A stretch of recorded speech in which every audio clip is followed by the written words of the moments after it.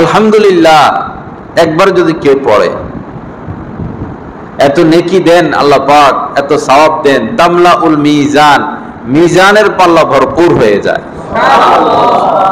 একবার আলহামদুলিল্লাহ বললেন, সুবহানাল্লাহি আলহামদুলিল্লাহ তামলাআনে আও তামলাউ মা বাইনাস সামাওয়াতি ওয়াল আরদ।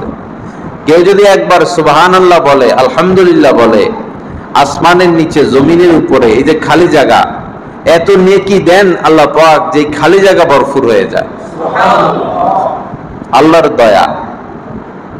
আপনি পৃথিবীর যে কোনো রাজা বাদশার চাকরিও যদি করেন, যে কোনো শিল্পপতির চাকরিও যদি করেন, যে কোনো দানবীর বা ধনভাণ্ডারের মালিকের চাকরিও যদি করেন, 1 মাস চাকরি করলে বেতন 1 মাসেরই দিবে, একদিন কাজ করলে বেতন 1 দিনেরই দিবে। কিন্তু আল্লাহ পাকের দয়া মেহেরবানি দেখেন, কেউ যদি একটা নেক আমল করে, আল্লাহ পাক 10টা নেক আমলের সওয়াব দান করেন। আবার বিপরীত দেখেন, যদি কেউ একটা পাপ করে, কেউ একটা পাপ করলো, তাহলে তাকে একটা গুনাহ দান করেন, তার গুনাহ একটাই হয়। একটা নেক করলে সওয়াব দেন 10টা, আর একটা পাপ করলে গুনাহ দেন একটা। কি আল্লাহ পাকের দয়া। এখানে যদি মনে করেন একটা জুতা চোর ধরা খায়, জুতা চুরি করছে, চুরি করে যাইতে ধরা পড়ে গেছে, মূলত চুরি তো আর হয় নাই, ধরা খেয়ে গেছে।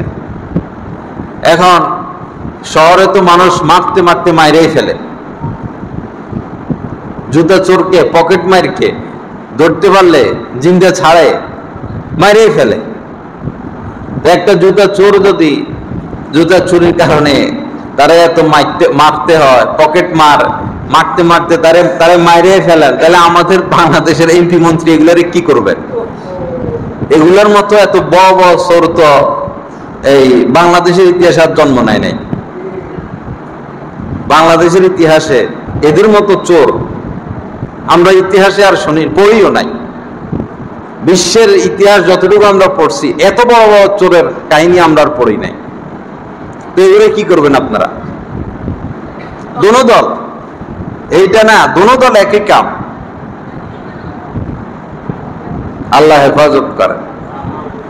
তো একটা চোর জুতা চুরি করলো, মারতে মারতে মাইরেই ফেলে, অথচ অপরাধ তো এত বড় না। অপরাধের চেয়ে শাস্তি 1000 গুণ বেশি আমরা দিয়ে বসি। আল্লাহ পাকের দয়া দেখেন, গুনাহ করছে একটা, পাপ করছে একটা, গুনাহ দেন কয়টা? একটা। নেকি করছে একটা, সওয়াব দেন কয়টা? 10টা। ফেরেশতারা লেখে, এখানে নেকের কাজও লেখেন, পাপের কাজও লেখেন।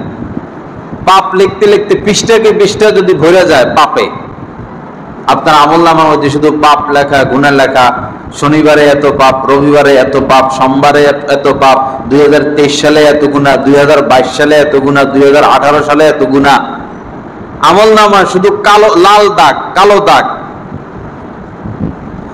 আপনি যদি গোপনে বা প্রকাশ্যে আল্লাহকে বলেন, আল্লাহ আমাকে মাফ করে দেন, আল্লাহ আমি লজ্জিত, অনুতপ্ত, আল্লাহ আমি আর গুনাহ করব না, আল্লাহ দয়া করে মাফ করে দেন, দিল থেকে যদি আপনি মাফ চান, তো আল্লাহ পাক এত দয়ালু যে এই যে আপনার আমলনামা সব কালো দাগ, সব কালো দাগকে তিনি সাদা করে দেন।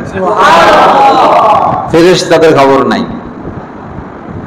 ফেরেশতাদের এমন নয় যে কেটে দেন, না, কেটে দেন না।